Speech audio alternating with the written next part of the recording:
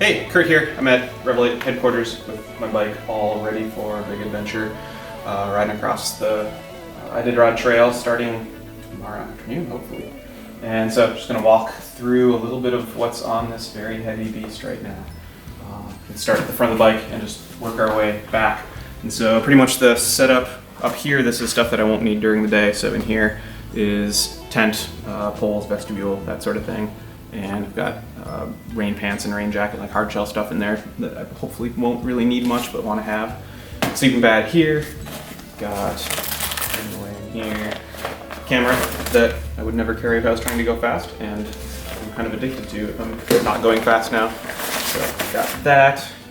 Pogies. These have a rad pocket in here that I've got filled with all sorts of warm things for hands and face and head and all that. Got a couple bags here with 32 ounce thermoses, which is the only way I'm going to be carrying water this time. Just in those. This will be full of snacks. Frame bag. This will all be food. That bag's all food. That bulk out over there is all food. Mostly food. And then these bags here. And this mostly like emergency type stuff. So I've got folding saw for firewood if need be out there. Pull this pull cat off. And this one's packed with lots of stuff that hopefully I won't need to get into very regularly, but important stuff to have. So extra fuel cylinder and an extra pump on that one. And spare tube. This is all bike repair stuff and spare parts.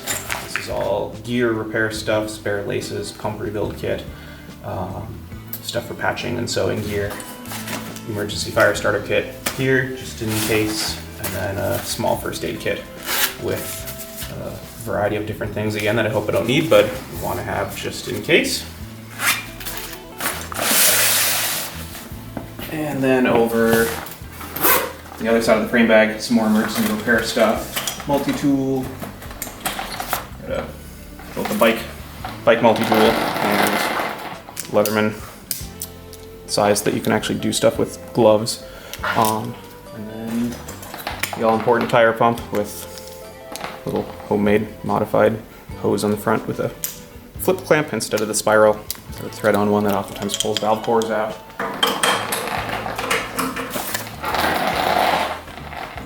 And then moving back farther, got another fuel cylinder there, and in these brand new panniers.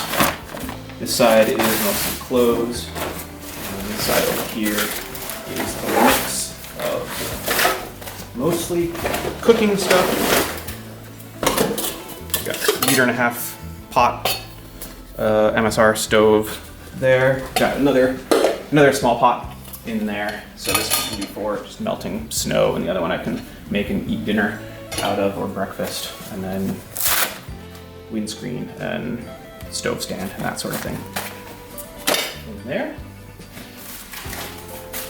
I hate carrying lots of electronic stuff, but this is what's in here.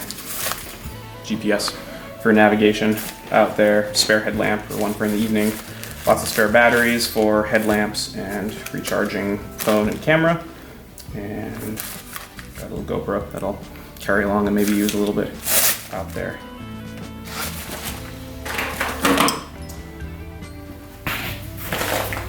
This bag here is all the food that hasn't ended up packed yet. Gotta find space for that somewhere along the way. I've got 7 days at like 5,500 calories a day packed, so quite a bit. And then this whole bag right here is all clothes and sleeping stuff. So you can open that up and share a little bit more about the detailed clothing systems that are in there. For clothing systems, keep in mind I live in Arizona, don't spend a lot of time in winter. This is what I've found works for me. I've got a lot of redundancy in this system because I'm touring and not racing and not really caring too much about weight. But for on the legs, mostly ride in these Bontrager pants that have some nifty built-in gaiters on them, and then one base layer underneath if it's chilly out.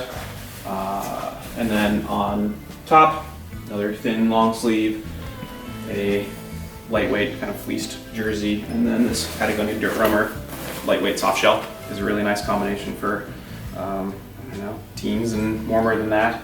And then if it's colder, throw this layer on top of that, kind of windproof fleece. And on top of that, have a synthetic puffy jacket and a mid-weight down puffy jacket. And because last time I got to ride in, hike in minus 45, I've got another puffy jacket, just in case. Down pants for at camp, and down booties with a cover for walking around outside for at camp also. And then these are new, something I haven't used before, but they're synthetic insulation shorts that have zips on the side so you can easily pull them on and off for colder weather during the day if you need to. And then on my feet, that system is one I struggle with because my feet sweat a ton and it gets kind of challenging to manage. And so I found the best system for me, some super thin liner socks. The vapor barrier system I use is thick 4-ply Ziploc bags that I seal with a little heat sealer, seal the sides to reinforce them so that your toe doesn't blow through it. And then some thick wool socks over top of that. And then have the 45 North Wolfgar boots with some Intuition mountaineering boot liners in there. And so that combination is good and warm for me down to like minus 30 or so. And then for glove systems, I've got a couple pairs of liner gloves in here, a couple pairs of mid-weight gloves, and then some more kind of expedition weight mittens and waterproof mitts for over top. And a couple hats, and then a big old minus 45 degree Nemo sleeping bag is pretty much what's left in here.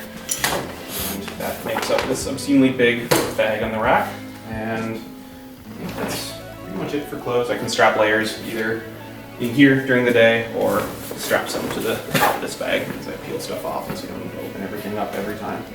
And that system seems to work pretty well for me as long as it's not snowing hard and getting wet.